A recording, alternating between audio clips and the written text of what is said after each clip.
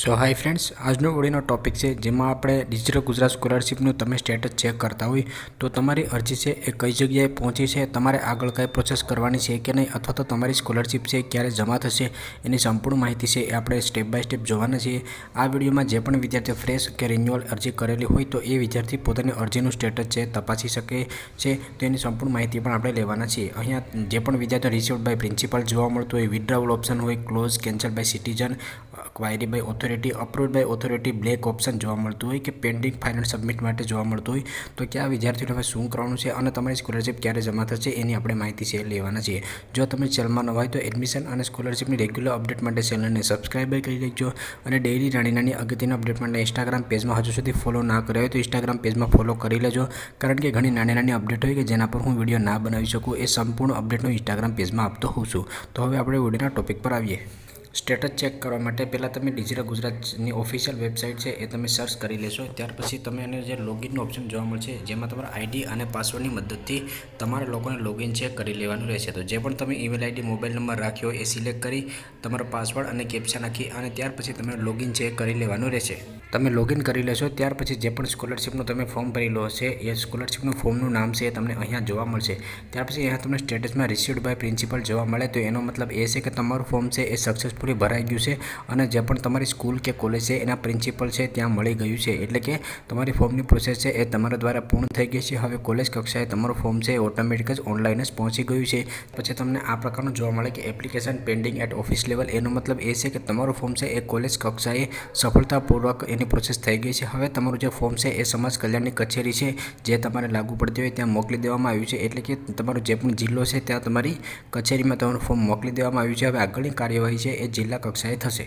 હવે તમારા ફોર્મમાં કોઈ પણ પ્રકારની ભૂલ રહી ગઈ હોય તો જો તમે લોગિન કરી અને ત્યાર પછી સ્ટેટસ ચેક કરતા હોય તો અહીંયા તમને જે પણ ડોક્યુમેન્ટ અપલોડ કરવાનું હોય કે જેમ કે તમારી બેંકની પાસબુક ખોટી અપલોડ થઈ ગઈ હોય, જાતિનો દાખલો છે એ તમારો વેલિડ ના હોય, તો તમને આ પ્રકારની કોઈ પણ ક્વાયરી આવે તો તમારે લોગિન કરી અને ત્યાર પછી તમારે લોકોને જે ડોક્યુમેન્ટ અપલોડ કરવાનું કહેવામાં આવે અથવા જે પણ સુધારો કરવાનું કહેવામાં આવે એ સુધારો તમારે કરવાનો રહેશે. તમને જ્યારે પણ સમય મળે ત્યારે તમારે અઠવાડિયામાં એકવાર લોગિન કરી અને તમારું સ્ટેટસ છે એ તમારે ચેક કરતો રહેવું જોઈએ. આ ઉપરાંત પણ કોઈ પણ અપડેટ આવતી હોય કે તમારી સ્કોલરશિપમાં જે પણ વિદ્યાર્થીઓને સુધારો કરવાનો હોય કે એને કાંઈ પણ નામનું લિસ્ટ આવતું હોય તો સંપૂર્ણ અપડેટનું ઇન્સ્ટાગ્રામ પેજમાં પણ તમને લોકોને આપતો રહીશ, તો ત્યાં ફોલો કરવાનું ભૂલશો નહીં.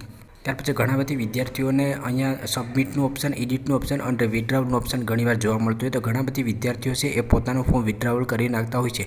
તો તમારા લોકોને ફોર્મ વિથડ્રોવલ છે એ કરવાનું નથી, કારણ કે જો તમે ફોર્મ છે એ વિથડ્રોવલ કરી લેશો એનો મતલબ એ થશે કે તમારું ફોર્મ તમે પોતે જ રદ કરી નાખ્યું છે, એટલે કે તમારું ફોર્મ છે એ રિટર્ન થઈ જશે. અને જો તમારું ફોર્મ પ્રિન્સિપલને મળી ગયું હોય અથવા તો જિલ્લા કક્ષાએ પહોંચી ગયું હોય તો તમારું સ્કોલરશિપનું ફોર્મ છે એ કેન્સલ થઈ જશે. તો તમારે વિથડ્રોવલનું ઓપ્શન જોવા મળે ત્યાં તમારે ક્લિક છે તે કરવાનું નથી. જો તમારા ફોર્મમાં કાંઈ પ્રકારની ભૂલ રહી ગઈ હોય અને તમારે નવું ફોર્મ ભરવું હોય તો જ તમારે વિથડ્રોવલ છે તે કરવાનું રહેશે. જો તમે ફોર્મ વિથડ્રોવલ કરેલું હશે તો અહીંયા તમને જોવા મળશે કે application close, cancel by citizen, એટલે કે વિદ્યાર્થીએ પોતે જ ફોર્મ છે એ પાછું ખેંચેલું છે તો છેલ્લી તારીખ પહેલાં તમારે એ ફોર્મ છે એ ભરવાનું રહેશે. જો છેલ્લી તારીખ પૂર્ણ થઈ ગઈ અને તમે વિથડ્રોવલ કરી લીધું હશે તો હવે નવી તારીખ ખુલે તો તમારે નવું ફોર્મ ભરવું પડશે, બાકી સ્કોલરશિપ તમને મળશે નહીં. એટલે કારણ વગર તમને માહિતી ના હોય તો તમારે વિથડ્રોવલના ઓપ્શન ઉપર ઓકે કરવાનું નથી. એ સંપૂર્ણ પ્રોસેસ તમારી થઈ જશે. ત્યાર પછી તમને અપ્રુવડ બાય ઓથોરિટી જોવા મળશે, મતલબ તમારું ફોર્મ છે એ જિલ્લા કક્ષાએથી પણ નીકળી ગયું છે અને રાજ્ય કક્ષાએ પહોંચી ગયું છે અને ત્યાંથી ઓથોરિટી દ્વારા એને અપ્રૂવ પણ કરી દેવામાં આવ્યું છે. એટલે તમારી સ્કોલરશિપ માટેની સંપૂર્ણ પ્રોસેસ પૂર્ણ થઈ ગઈ છે. હવે તમારી જે સ્કોલરશિપ હશે એ જ્યારે પણ ગવર્મેન્ટ જમા કરશે ત્યારે તમારા બેંક અકાઉન્ટમાં જમા થઈ જશે. હવે જે પણ વિદ્યાર્થીઓ ફ્રેશ અને રિન્યુઅલ અરજી કરી હોય તેની સ્કોલરશિપ ક્યારે જમા થતી હોય છે તો એ તમે ફોર્મ ભર્યું હોય અને તમારું અપ્રુવડ બાય ઓથોરિટી આવી જાય ત્યારથી લઈને તમારા 2 મહિનાની અંદર તમારી સ્કોલરશિપ છે જમા થઈ જશે. તો ટૂંકમાં કહું તો જ્યારે તમારે અપ્રુવડ બાય ઓથોરિટી આવી જાય ત્યાર પછી તમારે કોઈ પણ પ્રકારનું ટેન્શન લેવાનું નથી. ત્યાર પછી 2 મહિનાની અંદર તમારી સ્કોલરશિપ છે એ જમા થઈ જશે.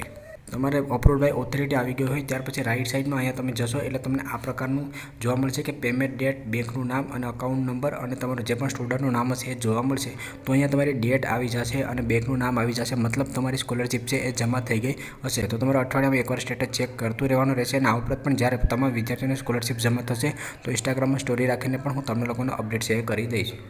હવે જે પણ વિદ્યાર્થીઓને ફાઇલ સબમિટ કરવાનું રહી ગઈ હોય, જેમ કે મોડું ફોર્મ ભર્યું હોય, વેબસાઇટ ના ચાલી હોય, અથવા તો કોલેજમાંથી કહેવામાં આવ્યું હોય કે તમારે આ સુધારો કરવાનો છે, એટલે તમે એડિટમાં નાખ્યું હોય અને તમે જો ફાઇલ સબમિટ કરવાનું ચૂકી ગયા હોય, તો જ્યાં સુધી ફોર્મ ભરવાની તારીખનો વધારો ના કરવામાં આવે ત્યાં સુધી તમે ફાઇલ સબમિટ છે કરી શકશો નહીં. તો ત્યાં સુધી તમારે વેઇટ છે કરવાનો રહેશે. જ્યારે પણ તારીખનો વધારો થશે ત્યારે હું ઇન્સ્ટાગ્રામમાં સ્ટોરી રાખીને તમને લોકોને અપડેટ શેર કરી દઈશ. મોસ્ટ ઓફલી વિદ્યાર્થીઓને બ્લેક ઓપ્શન છે તે જોવા મળતું હોય છે. તો બ્લેક ઓપ્શન જો તમને જોવા મળે તો તમારે 10 થી 15 દિવસ છે એ વેઇટ કરવાનો રહેશે.